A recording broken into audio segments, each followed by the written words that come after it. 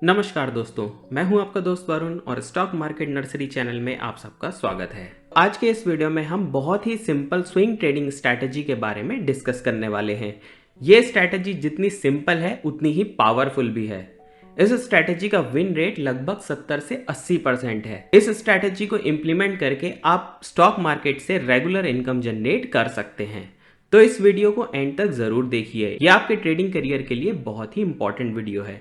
अगर आपको ये वीडियो पसंद आए तो प्लीज़ इस वीडियो को लाइक ज़रूर करें, और अगर अब तक आपने हमारे चैनल को सब्सक्राइब नहीं किया है तो प्लीज़ चैनल को सब्सक्राइब ज़रूर करें। तो चलिए स्टार्ट करते हैं। तो जैसा कि आप लोग जानते हैं कि स्विंग ट्रेडिंग में हम मार्केट में किसी भी पर्टिकुलर स्टॉक में short to medium term price movement को कैप्चर करने पर फोकस करते हैं। स्विंग ट्रेडिंग को हम कुछ दिन से लेकर कुछ हफ्तों तक इम्प्लीमेंट करते हैं।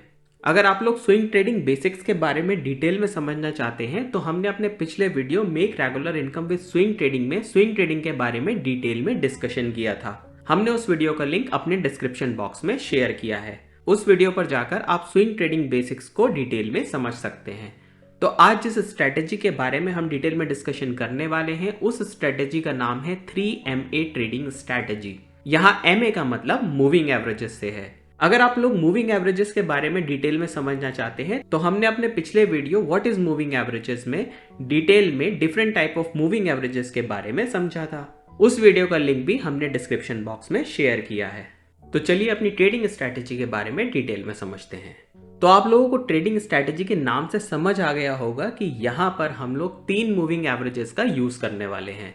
ये 3 moving averages different time frames के होंगे। ये टाइम फ्रेम होंगे शॉर्ट टर्म, मीडियम टर्म और लॉन्ग टर्म।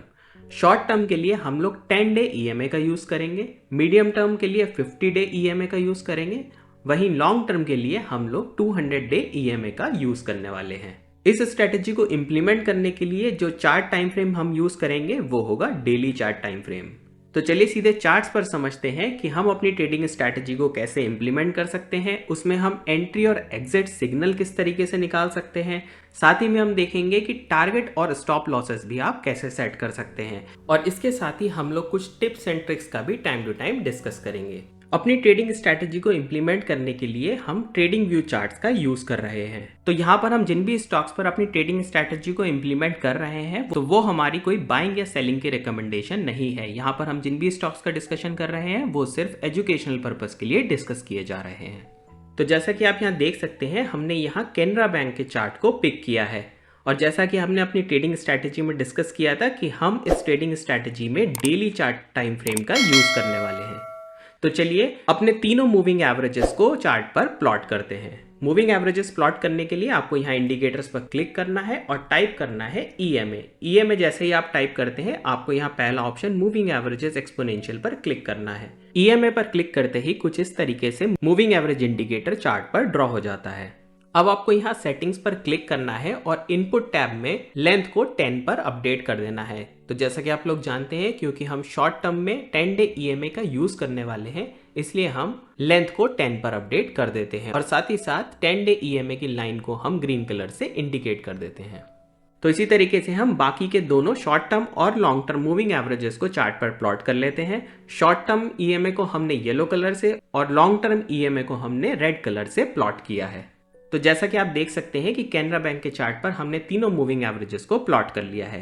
तो सबसे पहले देखते हैं हम बाई साइड की ट्रेड को कैसे इनिशिएट कर सकते हैं। तो आपको बाई साइड का ट्रेड तब इनिशिएट करना है जब short term EMA medium term EMA को नीचे से ऊपर की तरफ काटता है। तो जैसा कि आप इस पॉइंट पर देख सकते हैं कि शॉर्ट टर्म EMA यानी कि ग्रीन कलर की लाइन ने येलो कलर की लाइन को इस पर्टिकुलर पॉइंट पर नीचे से ऊपर की तरफ क्रॉस किया है। तो इस पर्टिकुलर कैंडल पर हमें अपनी बाय साइड की ट्रेड को इनिशिएट करना है। तो यहाँ हम बाय साइड की ट्रेड इनिशिएट करेंगे लगभग 237 रुपये 45 पैसे के आसपास, यानी कि इस कैंडल के क्लोजिंग प्राइस पर। स्टॉप लॉस रखने के लिए आप इस पर्टिकुलर कैंडल के लोएस्ट प्राइस पर अपने स्टॉप लॉस को सेट कर सकते हैं। धीरे धीरे हम अपने स्टॉप लॉस को ट्रेल करते जाएंगे। अब आपको यहाँ पर यह क्वेश्चन आ सकता है कि हमने अपनी ट्रेड को केवल 10 EMA और 50 EMA के बेसिस पर इनिशिएट कर लिया, तो इस पर्टिकुलर ट्रेड में रेड वाली लाइन यानी कि 200 डे EMA का क्या काम है। तो इस पर्टिकुलर ट्रेडिंग स्ट्रैटेजी में 200 EMA की लाइन एक बहुत ही इंपॉर्टेंट लाइन है। तो यहाँ एक इंपॉर्टेंट टिप ये है कि आपको बाई साइड के ट्रेड तभी इनिशिएट करने हैं जब ये क्रॉस ओवर रेड लाइन यानी कि 200 EMA की लाइन के ऊपर होता है, और साथ ही साथ जब स्टॉक प्राइस 200 डे EMA की लाइन के ऊपर होता है तो इससे ये पता चलता है कि स्टॉक एक अप ट्रेंड में है। तो जैसा कि आप इस पर्टिकुलर पॉइंट पर देख सकते हैं, तो इस पर्टिकुलर पॉइंट पर जो हमारा क्रॉसओवर हुआ है वो 200 EMA की लाइन के ऊपर हुआ है, इसलिए हम इस पर्टिकुलर पॉइंट पर अपनी ट्रेड को इनिशिएट करेंगे। तो अब आपका क्वेश्चन आएगा कि हम टारगेट किस पॉइंट पर रख सकते हैं। तो टारगेट हम उस पॉइंट पर रखेंगे कि जिस पॉइंट पर 10 EMA की लाइन 50 EMA के लाइन को ऊपर से नीचे की तरफ क्रॉस करेगी।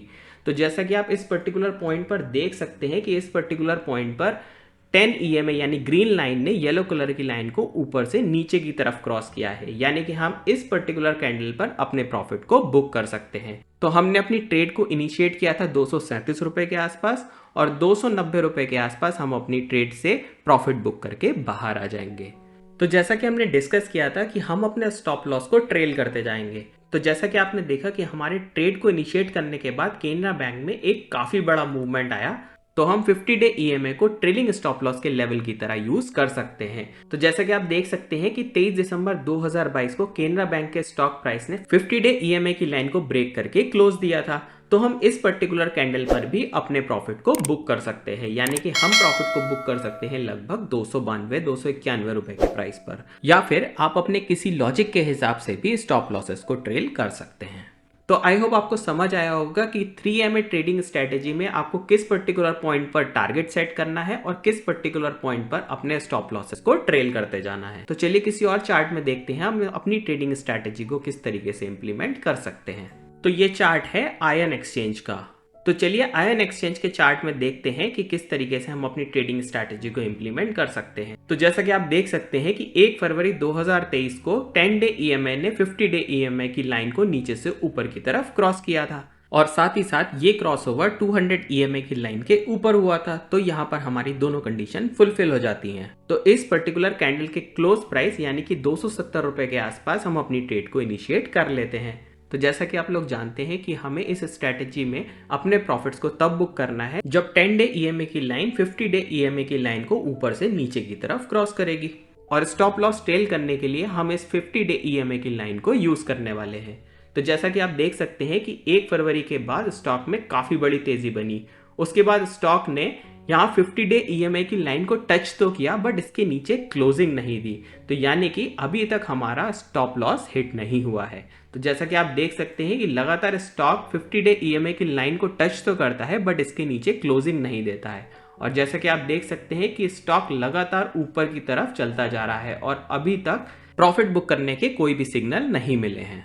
अगर आपने इस पर्टिकुलर स्ट्रैटेजी के अकॉर्डिंग 270 रुपए पर अपने स्टॉक को बाय किया होता, तो जैसा कि आप देख सकते हैं कि स्टॉक ने 600 रुपए तक के प्राइस को हिट किया है, यानी कि आप इस पर्टिकुलर ट्रेडिंग स्ट्रैटेजी को इंप्लीमेंट करके काफी बड़े प्रॉफिट्स भी कमा सकते हैं।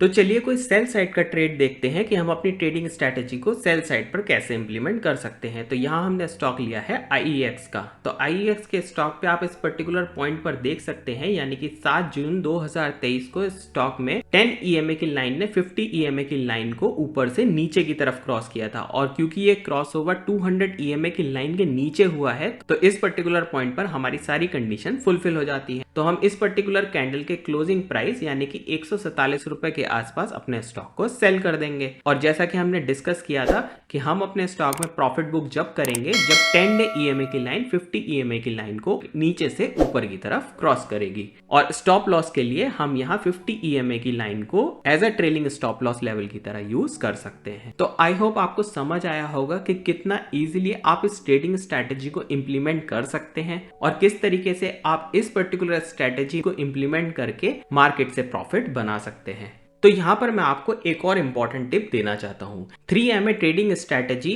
ट्रेंडिंग मार्केट में बहुत अच्छे रिजल्ट देती है। अगर मार्केट साइडवेज है तो हो सकता है ये ट्रेडिंग स्ट्रैटेजी इतनी इफेक्टिव ना हो। तो 3MA ट्रेडिंग स्ट्रैटेजी इंप्लीमेंट करने के लिए ट्रेंडिंग मार्केट्स का होना बहुत जरूरी है। तो आई होप आपको समझ आया होगा कि 3MA ट्रेडिंग स्ट्रैटेजी को आप किस तरीके से मार्केट में इंप्लीमेंट कर सकते हैं। तो चलिए 3MA ट्रेडिंग स्ट्रैटेजी से रिलेटेड कुछ इंपॉर्टेंट पॉइंट्स को जल्दी से समझ लेते हैं। किसी भी पर्टिकुलर ट्रेडिंग स्ट्रैटेजी को इंप्लीमेंट करने के लिए रिस्क मैनेजमेंट करना बहुत जरूरी है। किसी भी ट्रेड को इनिशिएट करने से पहले आपको पोजीशन साइजिंग करना बहुत जरूरी है और साथ ही साथ आपको अपनी कैपिटल को प्रोटेक्ट करने के लिए स्टॉप लॉस को सेट करना आना चाहिए।